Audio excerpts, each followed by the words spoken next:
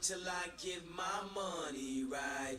What is up, everybody? Welcome to Quantum Ascent. I have TAO, BitTensor, TAO up on the screen. Market cap 3.4 bill, rank 34. So pretty big coin here. Full disclosure, I don't have any. It was a request from my Quantum Circle group. So we're going to take a look at it today over here on X and YouTube. So first things first, let's jump into the wave count. This is the weekly chart, each candle being a wave. Going back to this low of May 2023, we got a 1, a 2, a 3, a 4, and a 5. So fresh, so clean, 5 waves up.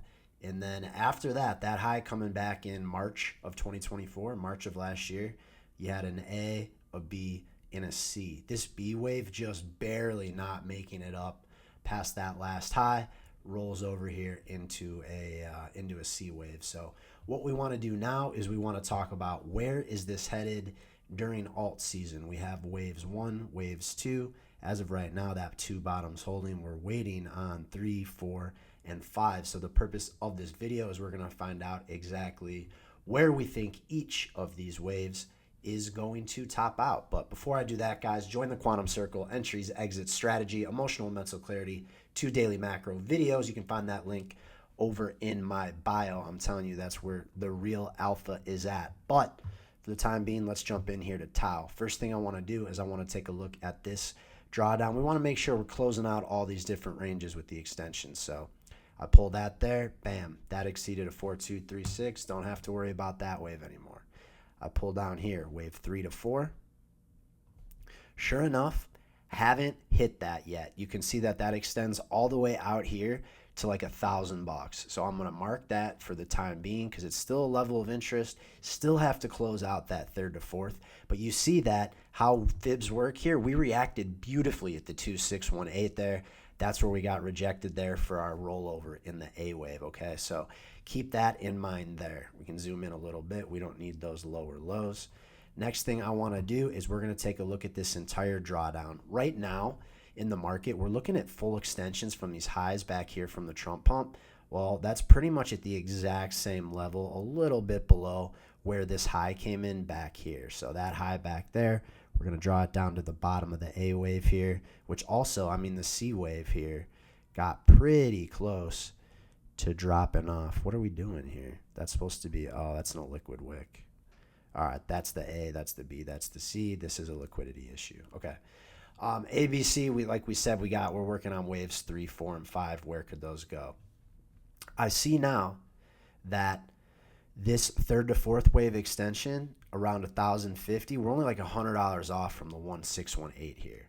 Typically how these things move is in a 3rd wave, we'll break above these local highs, oftentimes to the 1618. And then with the 4th wave, we come back down to back test it. Sometimes this will get stopped out short here, especially with 2 tops right there. But typically, it'll break out. It'll bring retail in. It'll drop out. Retail get out. It'll go again. And that's the washing machine that keeps on going. So looking at this, I'm seeing right now, all right, between 1050 and 1150 up there could be a good possibility here for our 3rd wave. There's another section I want to draw this out on here. This wave 1 to 2 crash that we've had so far. A full extension smacks the 1618 that we were just talking about in a typical movement, right? Beautiful confluence. We see that would also close out this 3 to 4 range here. Makes complete sense that our 3rd wave is going to make it up to that level there. All right, so for me, I'm the 3rd wave target. I'm looking right up here at 1140. Let's make that guy a little thicker. Right up there at 1140. Now, in this wave 4, like we said, typically we're coming back down to test these levels.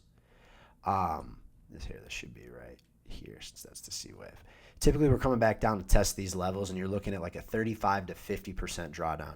Now, with this being such a large cap coin at 3.4 billion, probably going to be closer to that 35-40% level. Let's see. Getting us down to that last high is right at 33%, pretty close. We dip down here into the 786. That gets us a little bit deeper, 45%. So not going to invalidate these levels down here, but I really like where this is coming in. Pretty close, like I said, to the 35. Could it go a little deeper onto this B wave? Sure. But for now, let's say that like 767 level looks like a place where this thing could find some support. You also have the 2618 of this range coming in over there too. So that's how we're looking at there for the fourth wave. Now the question is, what are we doing here with the fifth wave? Where we're at, I mean, especially with this drawdown being almost as high, like, yeah, this was a little bit of a knockback here. You took back 77%. But there's no reason with where we're at right now that there's not a chance for this to have the full extension. And if we draw this down here from the high to the low, right back there, that was the drop after the Trump pump here. You can see that a full extension of that also gets us out right around that $2,700 level. All right. Across the board, we're looking at like 10Xs for a lot of these. This is a larger cap, so it shouldn't go 10X from its current spot.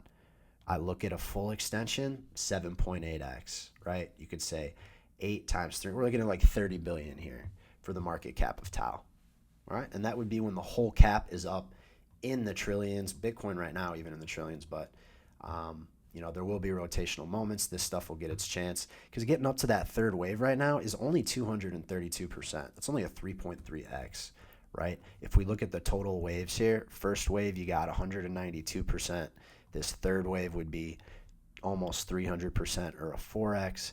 And then this last wave up there at 250. Waves 1 and 5 similar in length. Wave 3 being the longest. You saw how we pulled in all of these different fib measurements and stuff to give us our baseline roadmap here. So that is how we are looking. One other thing I wanted to show you real quick before I let you go is if we look at where this ABC ended up after this run up, take that from the low there to the high up there, bam, right at the 786, this comes in, right? Closes like right at it. That's where we get our bounce. So fibs are crazy. Fibs are magic.